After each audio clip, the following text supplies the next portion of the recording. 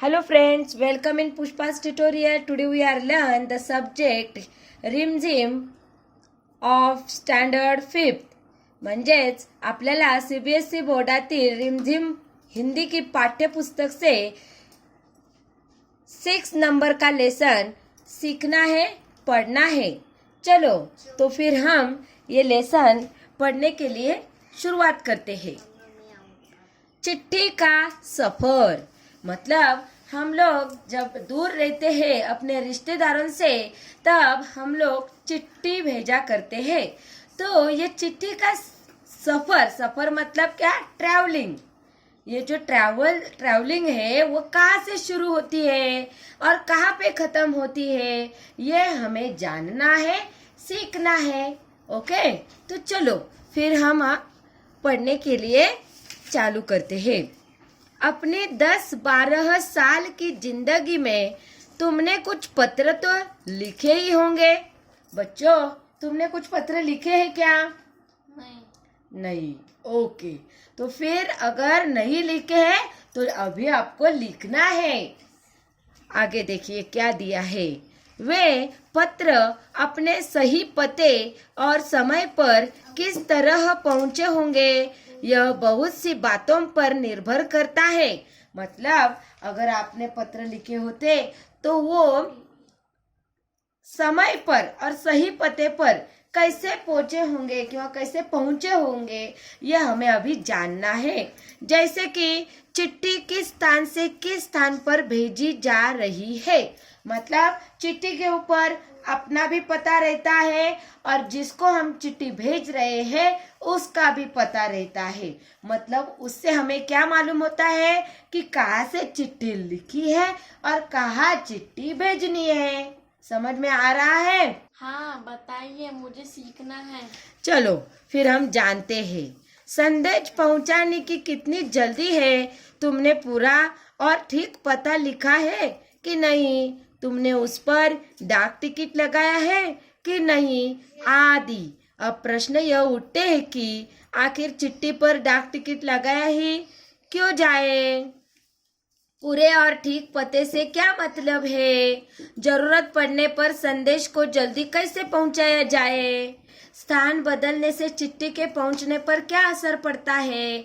इनमें से कुछ सवालों के जवाब शायद तुम्हारे पास हो. खासकर तुम में से उनके पास जो डाक टिकटें इकट्ठा करने का शौक रखते हैं. इसमें क्या दिया है बच्चों? इसमें हमें यह सवाल खड़े हुए हैं. कौन कौन से सवाल? कि हम लोगों को ठीक से हमारा पता और जिसको चिट्ठी भेजनी है उसका पता क्यों लिखना है. सीधा उनका नाम लिखा जाए तो क्या होगा? बराबर. ये तो सवाल तुम्हारे मन में खड़ा ही रहेगा. बराबर.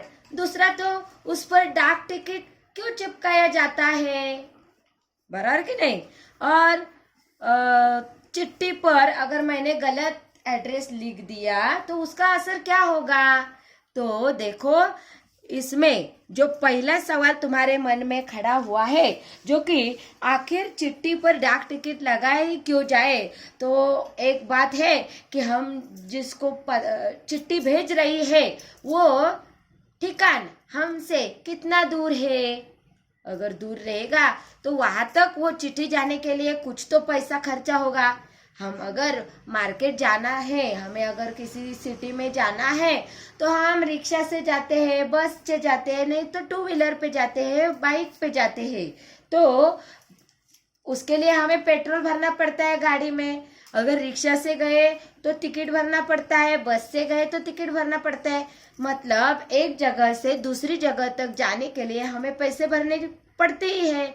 वैसे ही अगर हमारी चिट्ठी एक स्थान से एक जगह से दूसरे जगह पर जानी हो तो पैसा भरना ही है. बराबर. दूसरा सवाल देखो. पूरे और ठीक पते से क्या मतलब है. अगर हमने पूरा पता नहीं लिखा, उसमें सब पिन कोड, हमारा जिला, हमारा गांव, हमारा घर का नंबर, ये सब अगर हमने नहीं लिखा तो हमारी चिट्ठी हमारे घर तक आएगी क्या. वो जो कौन? पोस्टमैन पोस्टमैन जो रहता है वो पता पढ़ता है, उसके बाद वो पते का घर ढूंढता है, फिर वो वहां तक लाकर देता है, बरा कि नहीं। अगर हमने उसको गलत पता दिया या अधूरा एड्रेस दिया तो वो हमारे सही जगह पर पहुंचा सकता है क्या? नहीं। जरूरत पड़ने पर संदेश को जल्दी कैसे पहुंचाया जाए? तो हमें अगर थोड़ा जल्दी ही भेजना है, हमारा जो संदेश है, हमारा जो मैसेज है, वो हमारे घर वालों को, रिश्तेदारों को जल्दी देना है, तो हम क्या करेंगे? स्पीड पोस्ट का इस्तेमाल करेंगे या तार का इस्तेमाल करेंगे, बराबर है। अभी तो मोबाइल आए हैं, 1 सेकेंड में काम हो जाता है, बराबर कि नहीं। व्हाट्सएप पे मैसेज डाला, हो जाता है काम, कॉल किया, हो जाता है काम, बराबर कि नहीं। लेकिन पहले के समय में ऐसा नहीं था। पहले के समय ये या तो तार, या तो चिट्ठी, या तो स्पीड पोस्ट। ओके, चलो अभी हम आगे देखते हैं क्या दिया। इनमें से कुछ सवालों के जवाब शायद तुम्हारे पास हो, मतलब अभी मैंने इन सारे सवालों के जवाब आपको दिए हैं। अभी देखो अभी क्या दिया है उन्होंने। इन सवालों के जवाबों के लिए जरा नीचे दिए गए लिफाफों को गौर से देखो, दोनों पत्तों की दी गई जगह में लिखो। अभी देखो 2 पत्ते दिलेले आहेत, यहाँ पे 2 पत्ते दिए हुए हैं। एक है महात्मा गांधी, जहाँ उनकी यहाँ पे देखो साइन दी हुई है, और दूसरा ये एक पत्ता है, बराबर। तो वो 2 पत्ते हमें यहाँ पे लिखने हैं। समझ में आया? अभी हम आगे देखते हैं। आगे देखिए, ये दोनों पते किस तरह से भिन्न है। गांधी जी को भेजे गए पत्र में पते की जगह पर लिखा है महात्मा गांधी, जहाँ हो वहाँ वर्धा, ऐसा लिखा है यहाँ पे, जहाँ हो वहाँ वर्धा, बराबर है। और दूसरा वाला जो पता है उसमें क्या दिया है, जबकि लिफाफे पर इमारत के संस्थान से लेकर शहर तक का नाम लिखा हुआ है, म्हणजे ह्या वाल्या दुसऱ्या वाल्या एड्रेस मध्ये। पते से सबसे छोटी भौगोलिक इकाई से शुरू करके बड़ी की और बड़े है। म्हणजेच पत्ता लिहिताना कसं लिहायचं असतं, पहिलाच सर्वात छोटा म्हणजेच काय, पहिलाच आपला घर नंबर, हमारे घर का नंबर, उसके बाद हमारे चौल का नंबर, उसके बाद हमारे मोहल्ले का एड्रेस, उसके बाद हमारा पोस्ट, फिर डिस्ट्रिक्ट, फिर स्टेट, फिर पिन कोड, ऐसा एड्रेस देना है। समझ में आया क्या आप सबको?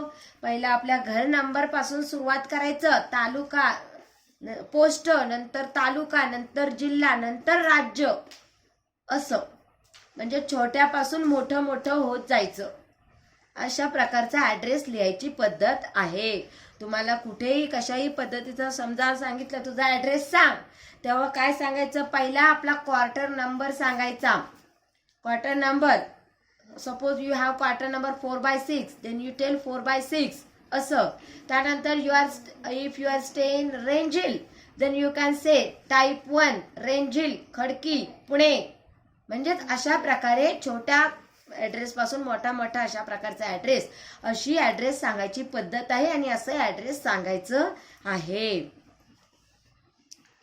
पुढे बघा, छोटी से बड़ी भौगोलिक इकाई का मतलब यह हुआ कि घर के नंबर के बाद गली मोहल्ले का नाम, फिर गांव का नाम, फिर कस्बे का नाम, फिर शहर के जिस हिस्से में है उसका नाम, फिर गांव या शहर का नाम, शहर के नाम के बाद लिखे अंक को पिन कोड कहते हैं। नंतर पिन कोड नंबर द्यायचा आहे। You must tell about your pin code. Pin code वर आपल्याला आपला पत्र आपल्या ठिकाणी येऊन मिळतो, लक्षात। हर जगह को एक पिन कोड दिया गया है। यह सोचने लायक बात है कि आखिर पिन कोड की जरूरत क्या है। आता आपल्याला प्रश्न पडला असेल की हा पिन कोड नक्की आहे तरी काय, किंवा त्याची का गरज आहे, तर त्याचं उत्तर बघा। हमारे देश में अनेक ऐसे कस्बे हैं, गांव है, शहर है, जिनके नाम एक जैसे हैं।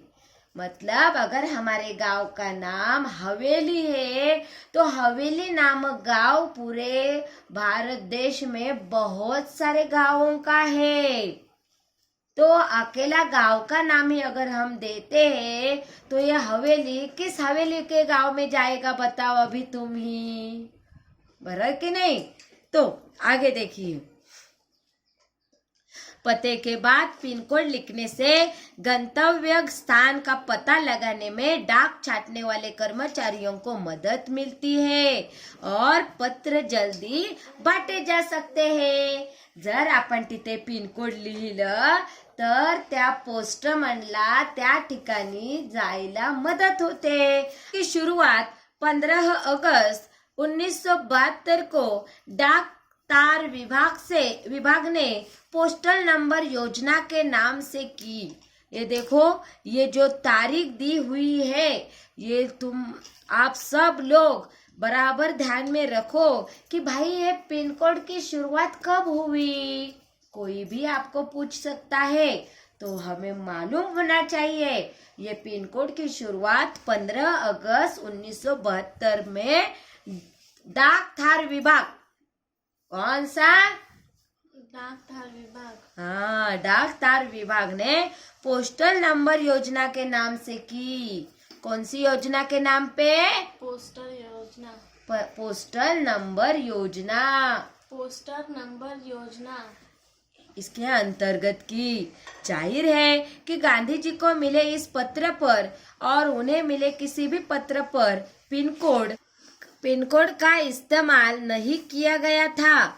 फर्क सिर्फ पिन कोड का ही नहीं है, समय के साथ डाक सेवाओं में निरंतर बदलाव और विकास होता रहा है। क्या होता रहा है, विकास। विकास, विकास मतलब प्रोग्रेस, प्रगति, उन्नति।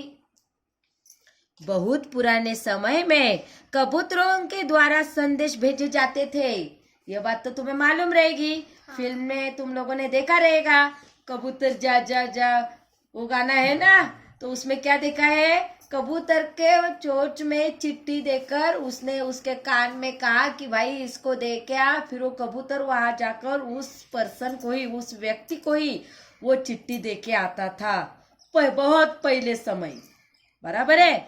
जब संदेशवाहक कबूतरों की बात हो रही है तो उन इंसानों की बात कैसे न हो जो ऐसे समय से डाक पहुंचाने का काम करते हैं जब संसार और परिवहन के साधन बेहद सीमित थे। शिवाजी महाराजांच्या काळात, मतलब शिवाजी महाराज के समय ऐसे लोग भी थे कि जो केवल संदेश पहुंचाने का ही काम करते थे। उन्हें बोला जाता था गुप्त है।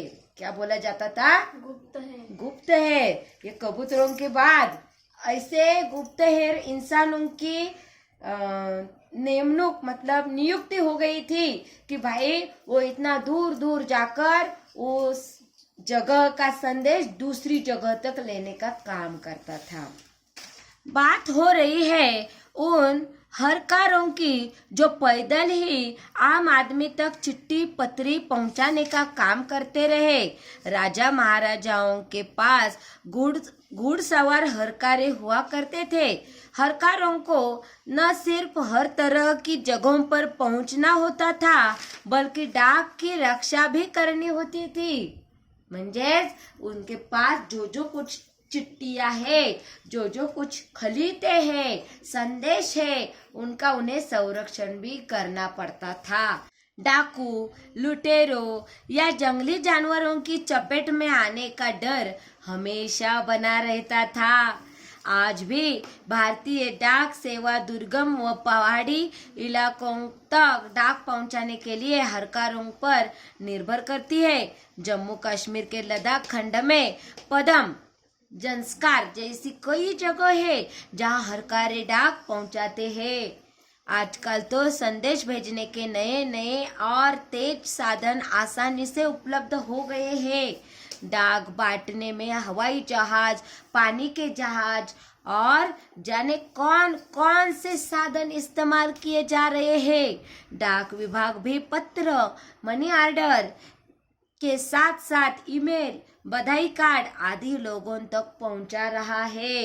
म्हणजे इसका मतलब यह है कि ये डाक अभी खाली वो युद्ध वाला डाक नहीं रहा। युद्ध का मतलब संदेश एक दूसरे के पास पहुंचाना ऐसा नहीं रहा है। अभी मनी ऑर्डर म्हणजे मतलब कि हम पैसे भी ट्रांसफर कर सकते हैं, भेज सकते हैं, बधाई कार्ड भी भेज सकते हैं, राखी भी भेज सकती है और न जाने क्या क्या हम भेज सकते हैं।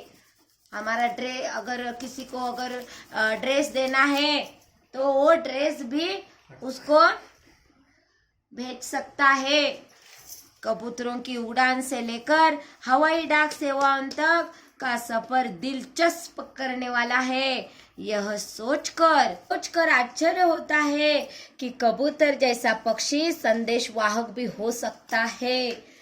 मतलब आप लोगों ने कभी सोचा था कि कबूतर भी एक पोस्टमैन हो सकता है?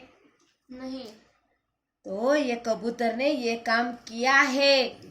कबूतर की कई प्रजातियां होती है और ये भी संदेश लाने ले जाने का काम नहीं कर सकती।